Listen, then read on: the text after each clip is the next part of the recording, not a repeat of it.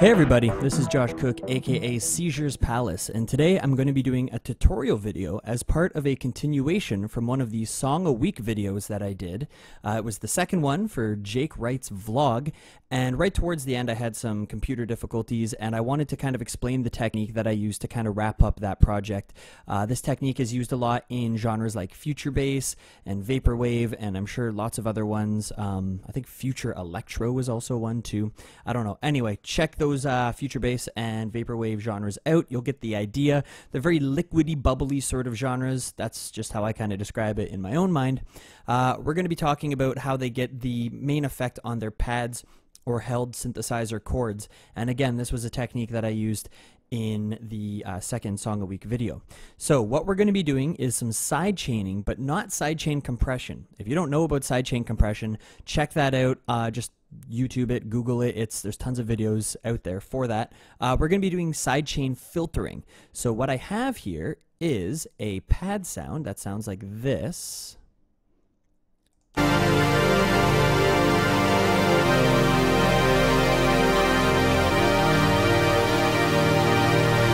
So one thing that I took note of is that the chords that are used in both of those genres that I referred to earlier are pretty colorful for the most part. Seventh chords, sus chords, nine chords, slash chords, that kind of stuff. So I went for a colorful sounding chord progression.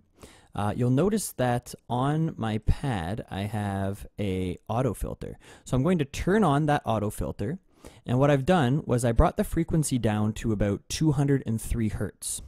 Also, it's worth mentioning, if I go up top here, we have a bit of a drum pattern, just a bass drum and snare. Let's check that out quickly.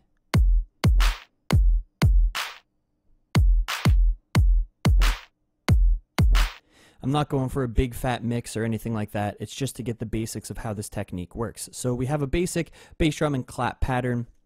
And then again, on my synthesizer, I've put an auto filter. I've turned the frequency down low, and I've turned up the envelope right now all the way. It doesn't have to be. You can experiment with it. You can also experiment where you want to set your frequency, which is kind of like the threshold of sidechain compressor, but it's a little bit different anyway.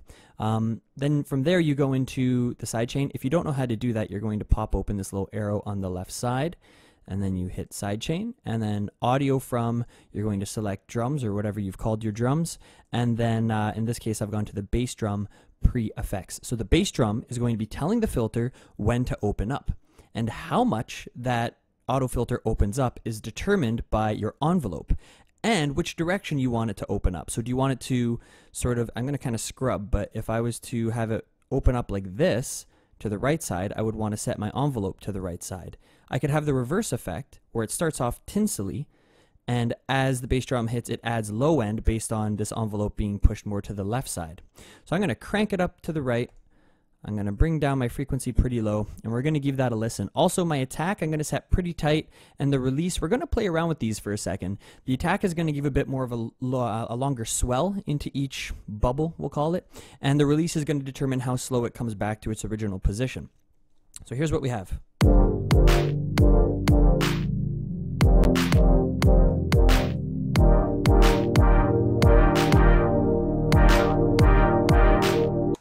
So you could hear as I turned up the frequency, it added a little bit more high content. You can even automate something like that, so slowly over time it opens up. If I brought my frequency filter down pretty low and just did some basic automation, let's listen to something like that.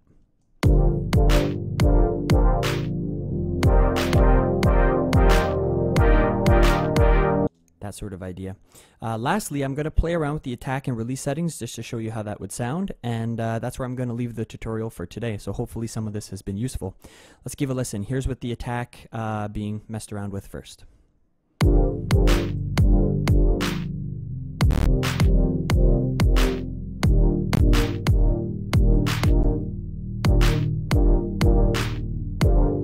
the release. The effect isn't as noticeable at this point. So you can really tighten up the attack and release so they really just work with the bass drum, and as you hear the bass drum, you're hearing this low swell.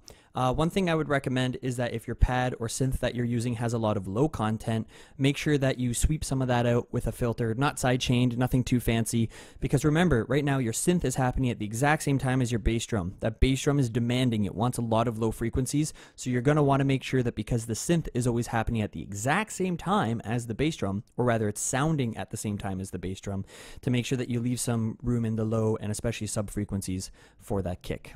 All right, so that's it for today. One more time, my name is Josh Cook, aka Seizures Palace. Please do make sure to subscribe, check me out on SoundCloud, and feel free to leave some comments if you have any compositional challenges, any questions about any of my videos, or anything of that nature. So hopefully you have a great day, and you stay glassy, Sand.